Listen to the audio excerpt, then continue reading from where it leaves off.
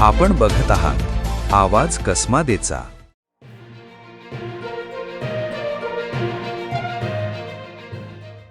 सटाणा शहरातील जुन्या अमरधामातील धक्कादायक प्रकाराचा व्हिडिओ सोशल मीडियावर मोठ्या प्रमाणात व्हायरल होत असून या घटनेमुळे नागरिकांमध्ये संतापाची लाट उसळली आहे। व्हायरल होत असलेल्या व्हिडिओनुसार नगर परिषदेकडून अंत्यविधीसाठी पुरवण्यात येणारी लाकडे ओलसर असल्याने चिता पूर्णपणे जळत नसल्याचा आरोप करण्यात आलाय।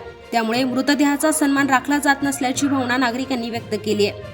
माहितीनुसार शहरातील एका ज्येष्ठ नागरिकाचा अंत्यविधी आटोपल्यानंतर दुसऱ्या दिवशी कुटुंबीय रक्षा विसर्जनासाठी अमरधामात आले असता चितेवरील लाकडे अर्धवट जळालेल्या अवस्थेत दिसून आले।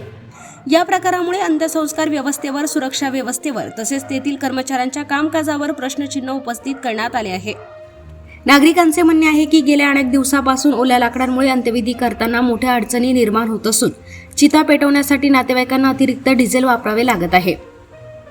त्यामुळे नगर परिषदेकडून नियुक्त केल्या गेलेल्या ठेकेदाराकडून दिल्या जाणाऱ्या लाकडांच्या गुणवत्तेबाबत अनेकदा तक्रारी करूनही ठोस उपाययोजना झालेल्या नसल्याचा आरोप करण्यात येत आहे।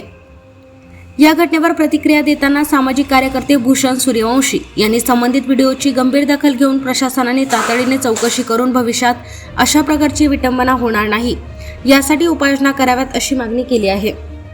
दरम्यान सामाजिक कार्यकर्ते दीपक नंदाळे यांनी या प्रकरणाची सखोल चौकशी करण्याची मागणी केली आहे।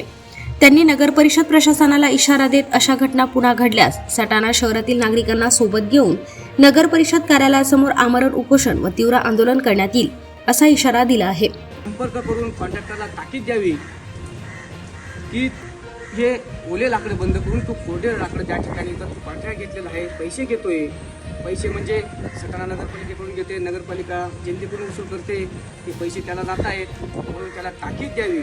अन्यथा मी सटाणा शहरातील सर्व जनतेला बरोबर घेऊन त्या ठिकाणी सटाणा नगरपालिकेच्या अंगणामध्ये त्या ठिकाणी उपोषणात बसेल। तसेच पर्यावरणपूरक पर्याय म्हणून अंत्यविधीसाठी लाकडांऐवजी शेणाच्या गौऱ्यांचा वापर करण्याचा प्रस्तावही त्यांनी मांडला आहे।